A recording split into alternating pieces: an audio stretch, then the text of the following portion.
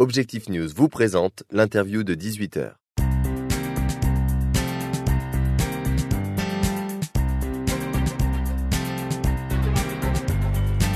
Bonsoir et bienvenue sur objectivenews.tv pour l'interview de 18h. Ce soir, nous recevons Jacques Parent, fondateur et associé de la société Accomplice, un cabinet d'expertise comptable basé à Toulouse. Bonsoir. Bonsoir. Alors, votre société a été créée en 2007. Est-ce que vous pouvez un peu nous présenter votre activité et dans quel secteur vous travaillez ? Alors, le cabinet Accomplice a effectivement 6 ans. On travaille dans l'expertise comptable et le commissariat aux comptes. Donc, ce sont nos deux métiers légaux, on va dire. Et puis, on accompagne aussi les entreprises sur différents aspects financiers. On est le premier interlocuteur du chef d'entreprise, donc il nous consulte pour faire des projets, des levées de fonds, du reporting, tous les outils dont il a besoin au quotidien. D'accord, donc vous accompagnez les entreprises dans leurs projets de fusion, également aussi, c'est quelque chose que vous pouvez faire ? Tout à fait, ce sont des missions qu'on fait régulièrement, soit des fusions internes, et dans ces cas-là on est nommé par l'entreprise, enfin elle nous choisit, soit des fusions externes, et là on peut être nommé par les tribunaux de commerce. Vous travaillez également pour des particuliers ou pas du tout ? C'est quelque chose... Pas du tout. Je dis pas du tout, mais on a une entité qui fait de la gestion de patrimoine, mais qui est un métier assez complémentaire de l'expertise comptable en fait, puisque on voit tous les deux des chefs d'entreprise. Mais j'interviens pas du tout sur cette branche-là. D'accord. Accomplice, c'est combien de collaborateurs, combien de salariés ? Alors, on est 2 associés et 4 collaborateurs sur la partie expertise comptable et commissariat.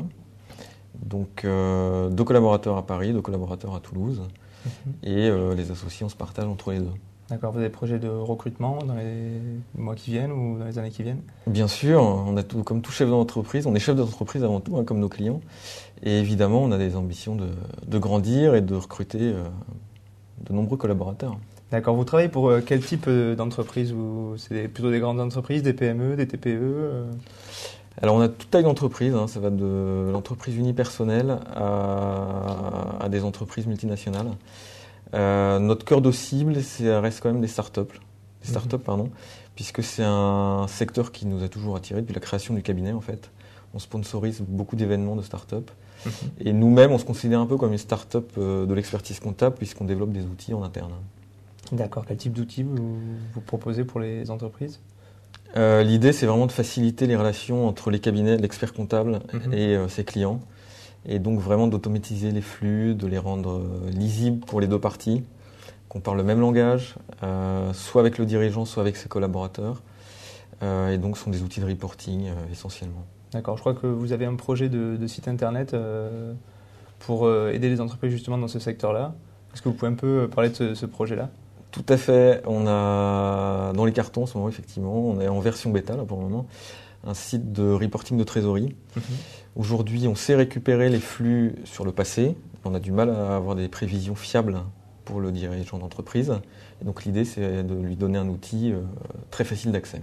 D'accord. Et ce site, vous souhaitez le proposer à vos clients ? De quelle manière ? C'est un site qui serait accessible par mobile, par tablette aussi ? Ou c'est quelque chose c'est dans ce que vous avez dans l'esprit ou Tout à fait. L'idée, c'est vraiment de le rendre accessible et donc sur mobile, tablette, puisque la trésorerie, encore plus en ce moment que par les temps passés, c'est le souci numéro 1 du chef d'entreprise.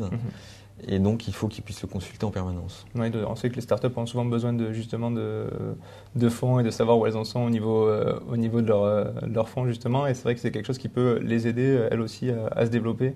Et vous, à vous développer aussi dans votre activité. Parce que j'imagine que si le site fonctionne bien, ça peut vous donner une certaine visibilité derrière pour être plus connu et peut-être pour ouvrir d'autres... Tout à fait. Mais ça ne concerne pas seulement les startups. Les entreprises bien établies ont aussi besoin de gérer leur trésorerie. Oui, c'est sûr. Mais les startups sont quand même concernées aussi parce que souvent, elles ont beaucoup besoin d'argent pour se lancer au départ et c'est quelque chose qui... Tout à fait, oui, c'est le point sensible, effectivement. D'accord. Des projets peut-être de s'implanter ailleurs qu'à Paris et à Toulouse ou... Pour le moment, on va essayer de consolider Paris et Toulouse. Donc, c'est déjà un beau projet.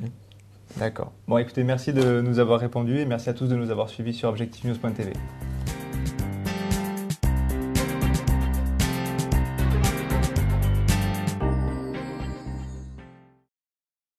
Objectif News vous a présenté l'interview de 18h.